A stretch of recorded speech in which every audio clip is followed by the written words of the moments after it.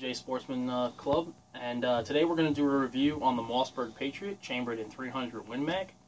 I would definitely say this is definitely like an entry-level rifle, and I'm going to say that because one of the price, it was $485. I bought this from Gander Mountain.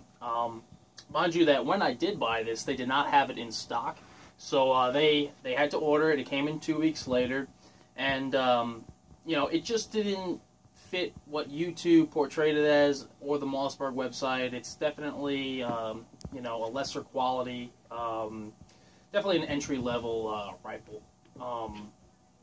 We're gonna go over the features real quick, and you can make your, make your judgment on what you think about it after it's done. But I'm really gonna, get into the pros and cons about it.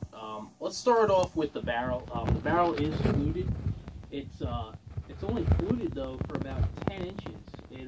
It doesn't go the full length of the barrel, which I really didn't like, because now it kind of just looks silly. It's only fluted, like I said, about 10 inches. So I really didn't like that. Also, the barrel is free floating, so you do have a 300 Win Mag, for under $500.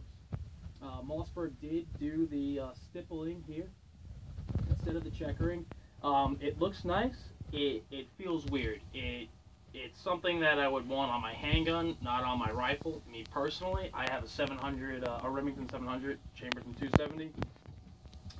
It has a checkering pattern. Here on this rifle, it's stippled, and I just really wasn't a fan. Moving down the gun, you see we have this ugly plastic rivet going through. I really didn't like it. It didn't show that on the website, and that was at Gander and at Mossberg. They only showed the rivet here on the 375 Ruger that you can get from Mossberg with the laminate stock, stainless steel barrel, rifle sights. It showed two rivets, one here and one like right about here. And they said, yeah, that's to add support, and just what a terrible move. Terrible move. Makes this whole gun, look a little weird when you're up close and personal. You're like, oh wow, beautiful stock, and then you got that rivet in there. So I wasn't a fan. Moving on, the Achilles heel to this gun, for sure, is definitely the bolt. The bolt, it looks nice. It's a swivel bolt. It looks great right off the bat, and then when you decock it, pull it back, you're gonna see that there's so much play in here. I mean, this is ridiculous, man. This is not a 700. This is not a Savage. This is not a Winchester or Browning. This is a Mossberg, and for years I always said that Mossberg is only good for home defense, not for hunting. But I was gonna take my chances on this rifle. It got great reviews online. The stock looked a hell of a lot better than that ugly 4x4 stock. And then I see this, and it's just typical Mossberg. The bolt's just, ugly. The swivel, pattern in here is just poor quality. There's chips in here, and you don't even have to zoom in. It's just not good. Moving on to the safety. The safety's got a lot of play in it, side to side, up and down. Not only that, if you could see there, the red part of the safety is like a painted on little circle. It just looks like crap. I mean, it's just not what I thought it was. I mean, they really portrayed this rifle as, the rifle of all rifles Mossberg has made, and this is the best one yet. And here we go again, just not that great quality. Another thing that the Mossberg has is a detachable magazine. It only holds three in one. Now, the magazine is made out of polymer. Not a fan. I like my metal magazines. I have one for the 7400. It's great. Also, you got Mossberg etched in here. And it's just a billboard. I really didn't like it. I don't like it. It's got texture to it. It's ugly, I feel, in my opinion. It's just not what I like. However, it still is a detachable magazine. So that works. That works for me.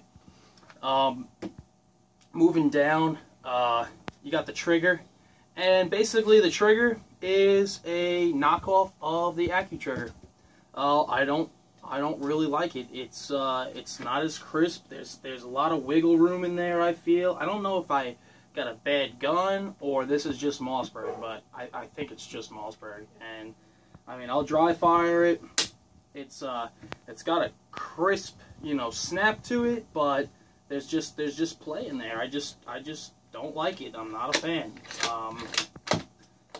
You know, it's just not my style. Moving down, you have the butt pad. This is a 300winmag, so it is going to kick like a mule.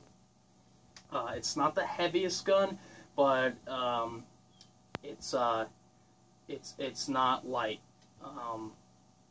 The butt pad is definitely going to help. It's just your basic butt pad, about an inch thick, nothing special. Moving on, the best part about this rifle, go figure, is the vortex. And it's not the mossberg, it's the scope. It's the vortex. You have a Crossfire 2, 3x9x40, great beginner scope.